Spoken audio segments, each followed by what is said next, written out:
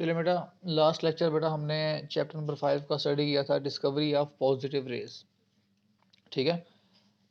अब बेटा हमारे पास नेक्स्ट है, हमने पहले डिस्कवरी ऑफ इलेक्ट्रॉन पढ़ा था, फिर डिस्कवरी ऑफ प्रोटॉन पढ़ा था। अब नेक्स्ट है हमारे पास डिस्कवरी ऑफ न्यूट्रॉन। ठीक हो गया बेटा। जब प्रोटॉन, इलेक्ट्रॉन और प्रोटॉन की डिस्कवरी हो गई, उसके बाद 1920 के अंदर रदरफोर्ड ने प्रिडिक्ट किया,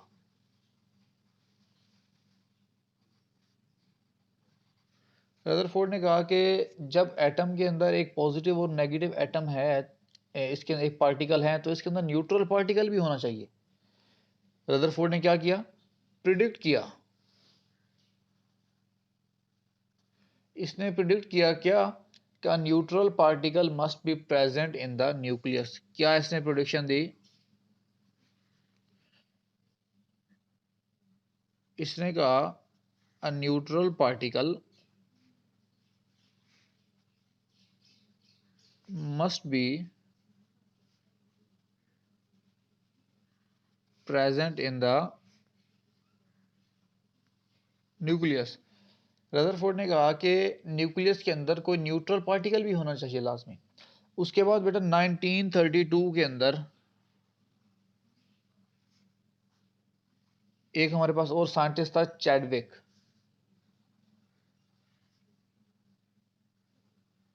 चैडविक ने 1932 के अंदर बेटा इलेक्ट्रॉन, न्यूट्रॉन को डिस्कवर किया। इसने क्या किया, डिस्कवर न्यूट्रॉन। तो ये बेटा अगर एमसीक्यू आए तो आपने, अगर ये एमसीक्यू आए तो आपने बेटा कंफ्यूज नहीं होना कि न्यूट्रॉन को डिस्कवर किसने किया। डिस्कवर चैडविक ने किया। न्यूट्रॉन को रदरफोर्ड ने सिर्फ प्रिडिक्ट किया कि कोई न्यूट्रल पार्टिकल भी होना चाहिए, लेकिन डिस्कवर किसने किया, डिस्कवर किया चैडविक ने। ठीक हो गया। इसने कैसे डिस्कवर किया, इसने बेटा बेरिलियम पे, बेरिलियम का एटॉमिक नंबर होता है 4 और मास नंबर होता है 9। इसने बेरिलियम पे बेटा बम्बार्ड किए अल्फा पार्टिकल। अल्फा पार्टिकल कहते हैं हीलियम के न्यूक्लियाई को, He24। बेरिलियम पे इसने अल्फा पार्टिकल को बम्बार्ड किया, तो बेटा हमारे पास क्या बना, ये कंबाइन हो गया, हमारे पास कार्बन का मॉलिक्यूल बन गया, कार्बन का एटम बना, जिसपे एटॉमिक नंबर 6 था, मास नंबर 12 था, और साथ में हमारे पास एक न्यूट्रॉन रिलीज हुआ। तो इसने न्यूट्रॉन डिस्कवर कर लिया। जब इसने, चैडविक ने बेरिलियम पे अल्फा पार्टिकल को बम्बार्ड कराया, तो एक न्यूट्रॉन रिलीज हो गया और साथ में बेरिलियम कन्वर्ट हो गया कार्बन के अंदर। ठीक है। इसने ये किया कैसे, अब देखें, इसने एक सोर्स लिया बेटा पोलोनियम का,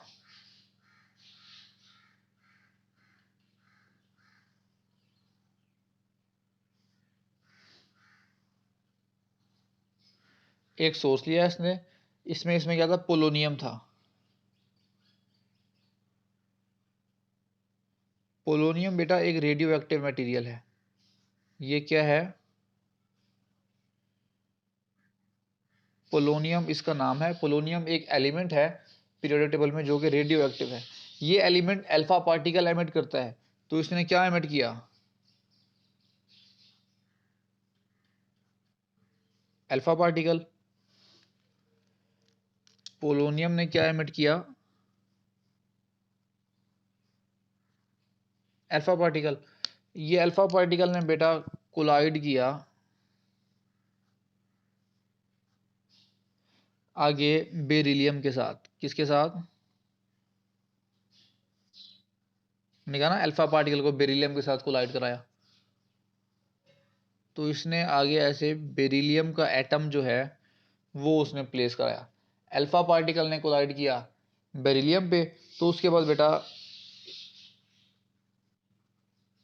यहां से हमारे पास न्यूट्रॉन एमिट हुए। क्या एमिट हुए, न्यूट्रॉन।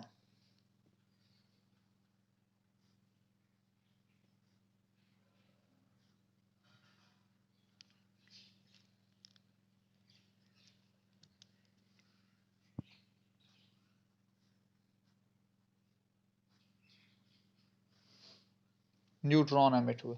और हमने इसको डिटेक्टर से आगे कोई चार्ज डिटेक्टर हमने लगाया हुआ था जिससे हमने डिटेक्ट किया। ठीक है,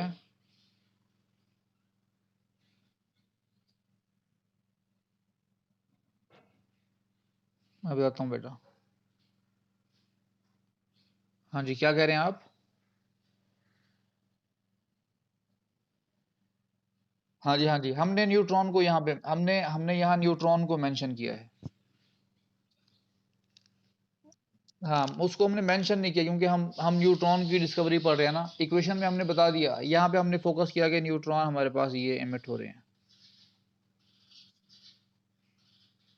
ठीक है, क्लियर हो गया। और ये हमारे पास क्या है, ये हमारे पास जो है ये वाले अल्फा पार्टिकल हैं।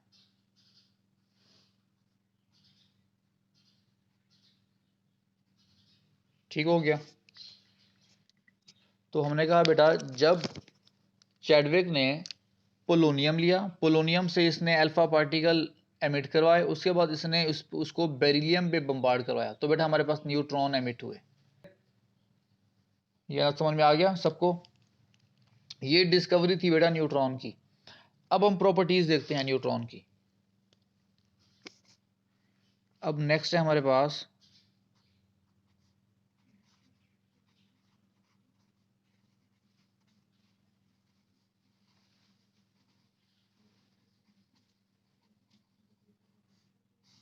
Properties of neutron. सबसे पहले बेटा प्रॉपर्टी ये है कि न्यूट्रॉन एक न्यूट्रल पार्टिकल है। न्यूट्रॉन कौन सा पार्टिकल है?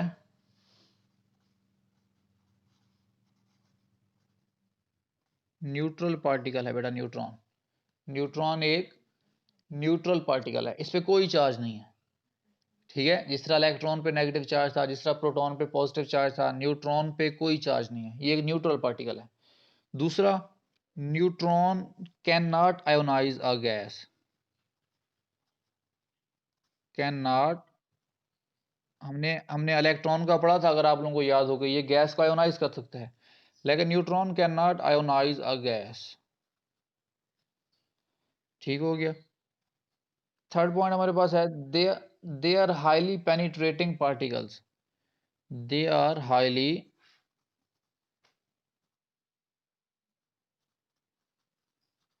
Penetrating particle. इनके किसी चीज में पेनिट्रेट करने की एबिलिटी बहुत ज्यादा होती है। ठीक हो गया। Fourth is, they can expel protons from water. They can expel,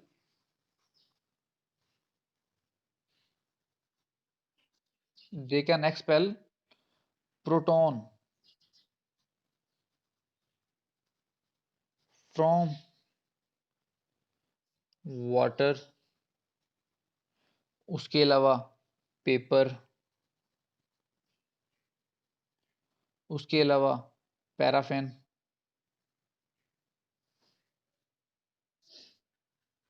etcetera. ये वाटर, पेपर या पैराफिन वगैरह से प्रोटॉन को निकाल सकता है। ठीक हो गया। अच्छा, उसके बाद बेटा पैराफिन बेटा डिफरेंट टाइप की जो वैक्सी मटेरियल होते हैं हमारे पास, उसको करते हैं, इसके भी पेपर शीट्स वगैरह बनती हैं। ठीक है। अच्छा, अब उसके बाद है, their mass is nearly equal to that of proton. इनका जो मैस है वो nearly equal to that of proton. Proton के मैस के तकरीबन बराबर जितना इसका मैस होता है न्यूट्रॉन का। ठीक हो गया, थोड़ा सा डिफरेंस होता है। ओके। अच्छा, उसके अलावा बेटा जो एक फ्री न्यूट्रॉन होता है, अब फ्री न्यूट्रॉन, ये एक न्यूट्रॉन है, फ्री है। फ्री न्यूट्रॉन बेटा जब डिके होता है, ये डिके हो गए एक प्रोटॉन, एक इलेक्ट्रॉन और एक न्यूट्रिनो में कन्वर्ट होता है। ये क्या है हमारे पास? प्रोटॉन है। ये हमारे पास इलेक्ट्रॉन है और ये हमारे पास न्यूट्रिनो है बेटा। सब एटॉमिक पार्टिकल्स हैं ये भी एटम के, ठीक है। जब एक न्यूट्रॉन डिके होता है, टूटता है जब एक न्यूट्रॉन, तो उसमें से बेटा एक प्रोटॉन निकलता है, एक इलेक्ट्रॉन निकलता है और एक न्यूट्रिनो निकलता है, ठीक है। यहां तक बात क्लियर है। अच्छा, नेक्स्ट पॉइंट ये है बेटा, ऐसे इलेक्ट्रॉन जो 1.2 मेगा इलेक्ट्रॉन वोल्ट की एनर्जी से ट्रेवल करते हैं। हमने कहा neutrons that travel with neutron that travel with the energy of 1.2 mega electron volt, उसको बेटा हम कहते हैं फास्ट न्यूट्रॉन। उनको हम क्या कहते हैं? ऐसे न्यूट्रॉन्स को हम कहते हैं फास्ट न्यूट्रॉन्स। क्लियर है? ये ना समझ में आ गया। और ऐसे न्यूट्रॉन जो 1 इलेक्ट्रॉन वोल्ट की एनर्जी से कम स्पीड पे चलते हैं, हमने कहा न्यूट्रॉन दैट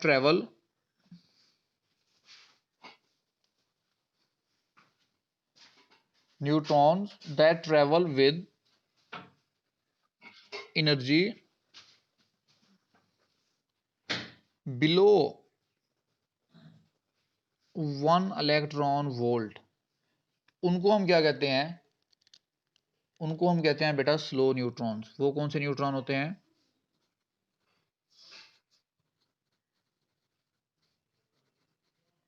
स्लो न्यूट्रॉन्स, ठीक है। हमने कहा ऐसे इलेक्ट्रॉन जो 1.2 मेगा इलेक्ट्रॉन वोल्ट की एनर्जी से मूव करते हैं वो फास्ट न्यूट्रॉन्स हैं, और ऐसे न्यूट्रॉन जो 1 इलेक्ट्रॉन वोल्ट की एनर्जी से मूव करते हैं वो स्लो, इससे भी कम से मूव करते हैं, वो स्लो न्यूट्रॉन है, ठीक है। अच्छा, नेक्स्ट ये है बेटा हमारे पास पॉइंट के neutron can be used as projectile.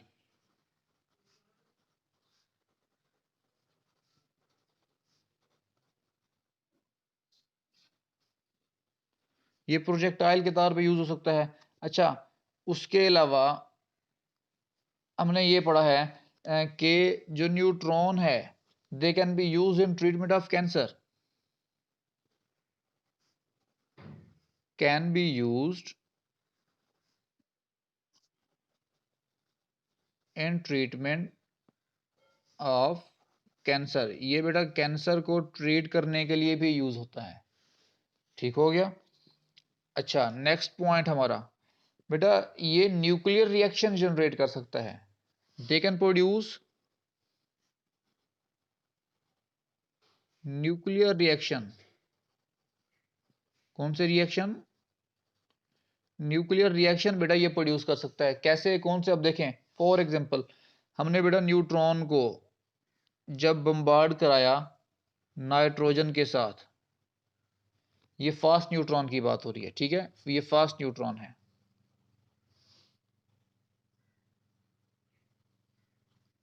जब फास्ट न्यूट्रॉन को नाइट्रोजन के साथ बम्बार्ड कराया तो बेटा हमारे पास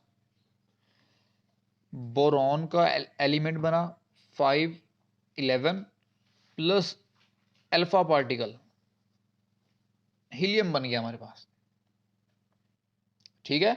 अच्छा, इसी तरह जब बेटा हम न्यूट्रॉन को कॉपर के साथ, अब ये कॉपर है आपके पास 2965, ये इसका एटॉमिक नंबर है, ये इसका मैस नंबर है। जब इसके साथ बेटा हमने स्लो न्यूट्रॉन को बम्बार्ड करवाया, कौन सा न्यूट्रॉन है ये? स्लो है। जब इसके साथ स्लो न्यूट्रॉन को बम्बार्ड कराया तो बेटा हमारे पास कॉपर का ही आइसोटोप बना, लेकिन उसका मैस पहले 65 था, अब 66 हो चुका है। और साथ में बेटा इससे एच न्यू, इसको कहते हैं गैमा रेस, गैमा रेस साथ में एमिट हुई, ठीक है। और जब यही आगे फर्दर डिके हुआ, अनस्टेबल बनता है ना जो नया बनता है 2966, ये आगे डिके हुआ, इसने डिके हो गया बेटा जिंक बनाया, जिसमें इसका एटॉमिक नंबर 30 हो गया, मैस नंबर 66 ही रहा, साथ में एक हमारे पास इलेक्ट्रॉन निकला। क्या निकला? इलेक्ट्रॉन। इलेक्ट्रॉन को बेटा हम बीटा पार्टिकल भी वैसे कहते हैं। क्या कहते हैं? बीटा पार्टिकल इलेक्ट्रॉन ही होता है, ठीक हो गया। ये इसके न्यूक्लियर रिएक्शन है बेटा। हमने कहा कि जो न्यूट्रॉन है वो न्यूक्लियर रिएक्शन प्रोड्यूस करता है। कैसे? देखिए, हमने इसको नाइट्रोजन पे बम्बार्ड किया तो अल्फा पार्टिकल एमिट हुए और हमारे पास बोरॉन। जब हमने इसको कॉपर पे एमिट किया तो बेटा कॉपर का आइसोटोप बना रेडियो एक्टिव। उसके अलावा ये यहाँ से हमारे पास गैमा रेज जो है वो एमिट हुए। अच्छा, उसके अलावा जब वही अनस्टेबल जो हमारे पास आइसोटोप बना वो आगे फर्दर डिके हुआ तो उससे बेटा जिंक बना और साथ में बीटा पार्टिकल यानी इलेक्ट्रॉन रिलीज हुआ। यहाँ तक क्लियर है? समझ आ गया सबको यहाँ तक? ये बेटा हमारे पास, ये हमारे पास न्यूट्रॉन की प्रॉपर्टीज थी। अब बेटा हमारे पास नेक्स्ट है charge to mass ratio of electron.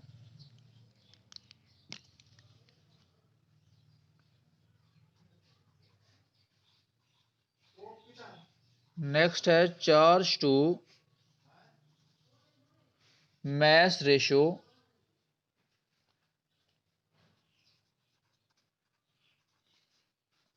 of electron. अच्छा, चार्ज टू mass रेशियो क्या होती है? E और M। चार्ज E को कहते हैं, चार्ज E है, mass क्या है? M।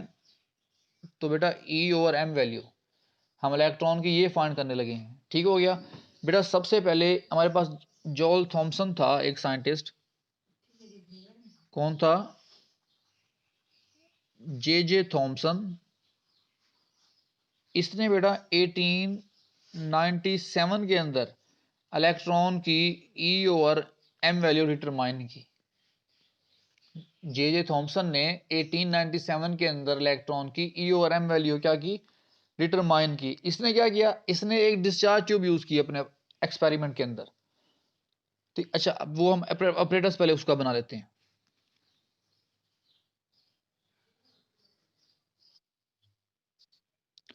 हाँ जी बेटा।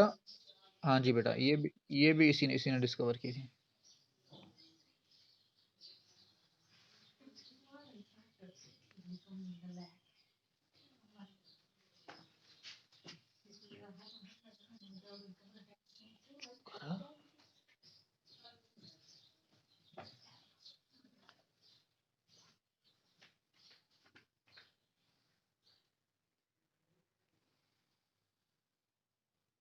ये बेटा उसने एक ऑपरेटर्स डेवलप किया, जे थॉमसन ने।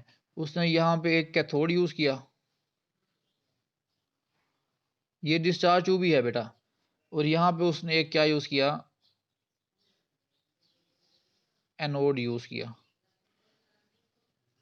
ये कैथोड है। हाँ जी, ये हमारे पास बेटा कैथोड है, ये वाला। ठीक है, और ये हमारे पास क्या है? एनोड है। इसने बेटा इनको बैटरी के जरिए आपस में जोड़ दिया। ठीक है, कैथोड और एनोड को इसने कैथोड और एनोड को आपस में बैटरी के थ्रू जोड़ दिया। अच्छा, अब बेटा आपको पता है कि डिस्चार्ज ट्यूब के अंदर गैस फिल की गई हो और कैथोड रेज एमिट होती हैं। तो इसने बेटा इसके दरमियान में स्लिट्स लगाई।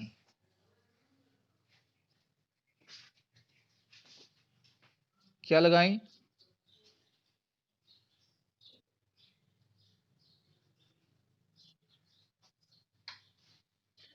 ये हमारे पास क्या है? स्लिट्स हैं, जिसको हमने एस से रिप्रेजेंट कर दिया। S stands for slits. ठीक है, ठीक हो गया। अच्छा, इसने बेटा अब क्या किया? इसने यहां पे बेटा एक प्लेट लगा दी इलेक्ट्रिक फील्ड और मैग्नेटिक फील्ड के लिए।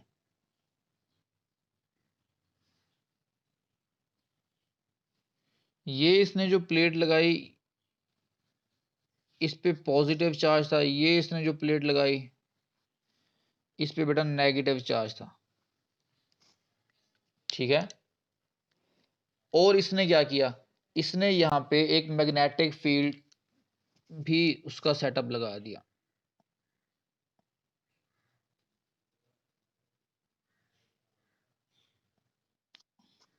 ठीक है, ये रेड डॉटेड सर्कल शो हो रहा है ना आपको? अच्छा, अब बेटा इसने क्या किया? अब जब इसने इसको बैटरी के साथ कनेक्ट किया तो ये डिस्चार्ज ट्यूब का इसने सेटअप बना लिया। अच्छा, जब इसने इसको बैटरी के साथ कनेक्ट किया तो बेटा ये कैथोड है। अब आपको पता है कैथोड से कैथोड रेज एमिट होनी है, तो बेटा कैथोड से कैथोड रेज एमिट होना स्टार्ट हुई, इस स्लिट्स में से पास हुई। ये दोनों इलेक्ट्रिक फील्ड भी ऑफ है, मैग्नेटिक फील्ड भी ऑफ है। तो कैथोड से बेटा यहाँ इलेक्ट्रिक फील्ड भी ऑफ है, ये रेड डॉटेड सर्कल जो है मैग्नेटिक फील्ड है और ये प्लेट्स इलेक्ट्रिक फील्ड के लिए हैं, ये दोनों ऑफ की हुई हैं अभी। तो बेटा ये जो इलेक्ट्रॉन यहाँ से गए ये सीधे ही बेटा इन्होंने स्ट्राइक किया जाके इस पॉइंट पे। इस पॉइंट को सपोज करें हमने P1 कह दिया, ठीक है।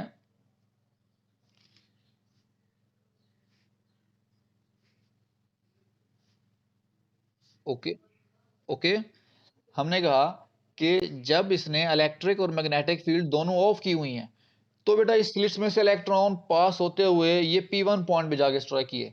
अब जब बेटा सपोज करें इसने सिर्फ इलेक्ट्रिक फील्ड ऑन की हुई है, ये जो ब्लैक कलर की इलेक्ट्रिक फील्ड है, ये सर्कल नहीं, सिर्फ इलेक्ट्रिक फील्ड इसने अब ऑन की हुई है।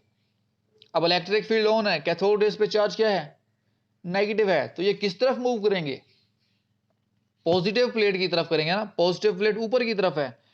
तब बेटा ये क्या करते हैं, यहां से ये जो रेज हैं ये मुड़ जाती हैं, इन्होंने जाके स्ट्राइक कर दिया पॉइंट किस पे, P2 पे,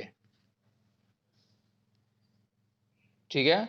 और जब बेटा इसने इलेक्ट्रिक फील्ड ऑफ करके मैग्नेटिक फील्ड ऑन कर दी, तो आपने पढ़ा हुआ है कि कैथोड रेज मैग्नेटिक फील्ड में किस तरफ मूव करती हैं, डाउनवर्ड्स मूव करती हैं। तो बेटा यहां तक ये रेज आके नीचे की तरफ मूव कर गई P3 पॉइंट पे, ठीक है। ओके, मैं अगेन मैं रिपीट करता हूं।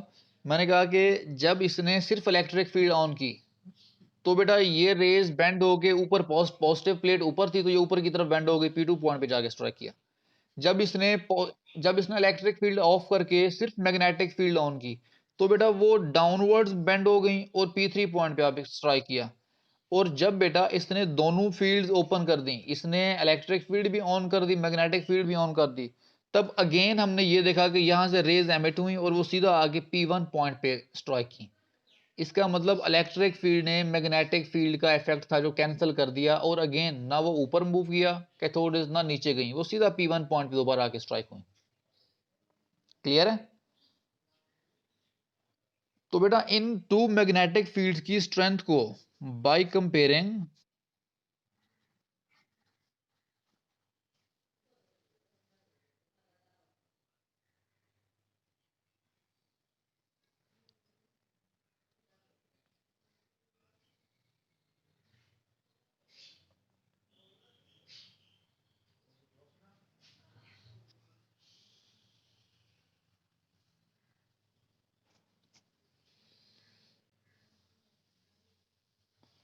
हाँ जी, हमने कहा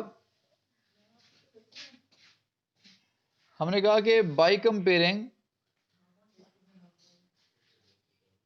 स्ट्रेंथ ऑफ